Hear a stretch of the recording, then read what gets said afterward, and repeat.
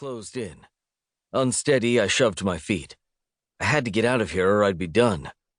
My ankle burned and gave out as I put weight on it, making me fall forward again, and I gripped the car to try to hold myself up. My ribs screamed in stabbing pain, but I clenched my teeth. Wasn't the first time I'd broken them, so I knew from experience how much this was gonna suck. I just had to get away, find a place to pass out before the pain took me down right here. Because if I went down, I was really fucked.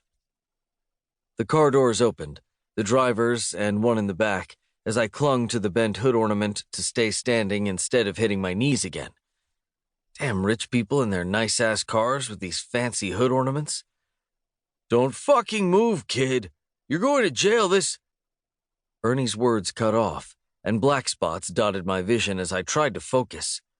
Both the store owner and the two cops behind him stood stock still in the middle of the street. Mr. Morello, so sorry, sir. We'll take this piece of trash out of your way. That came from one of the cops. Care to explain what's going on here, gentlemen? The voice was deep and had a faint Italian accent. Morello. My brain wasn't working like it should, but the name was right there. I should know it. Morello. Just a street kid shoplifting. Been trying to catch him for damn near 2 years now. A deep laugh followed Ernie's explanation. So either he's smart as hell, or you're all fucking incompetent. Which is it? The man's tone held no respect for Ernie or the cops, and it clicked in my head. Holy shit. Morello was Johnny Morello, current acting head of the Morello crime family. They ran this town. Owned this town. I was screwed. Anyway, I looked at it. I fucked up Morello's car, and his goon would probably put a bullet in my head for it while the cops watched, their dicks in their hands, because they couldn't touch him. No one could. And if the goon didn't kill me, he'd leave me for the cops and Ernie to deal with, and there was no doubt in my mind I was going down. They were trying kids as adults these days for everything they could. No doubt Ernie would make it his mission to land me in prison for life. From my bent-over position hanging onto the car to stay upright, I watched as 2 shiny black leather shoes stepped into my line of sight. I swallowed the urge to puke my guts all over the Mercedes and the shoes, and instead forced myself to stand straight, despite the burning and stabbing pain in my ribs as I breathed. What's your name, kid? Morello's question was quiet, but carried the unmistakable weight of authority. From everything I'd heard, he was a man you didn't fuck with and live. I met his gaze, determined to show no fear, which was more than I could probably say for Ernie and the cops. Bet they're pissing themselves right now.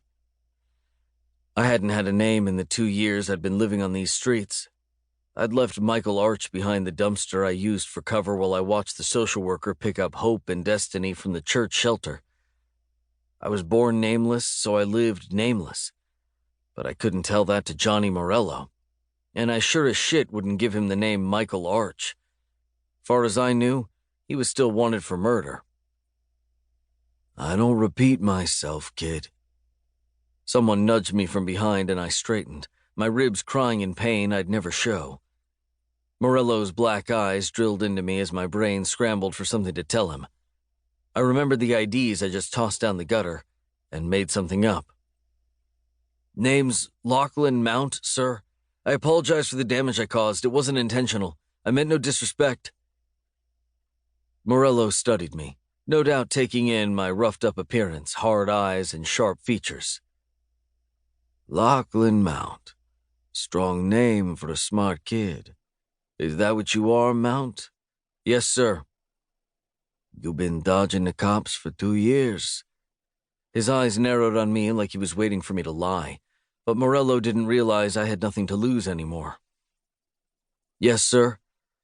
His dark eyebrows raised ever so slightly. Today didn't work out how you planned, then? No, sir, not at all. I gritted my teeth as the pain intensified the longer I stood up straight. You fucked my car up, Mount. You owe me for that. I nodded and reached into my pocket to pull out the cash I'd just lifted. My apologies, sir. I handed it out toward him. This is everything I got.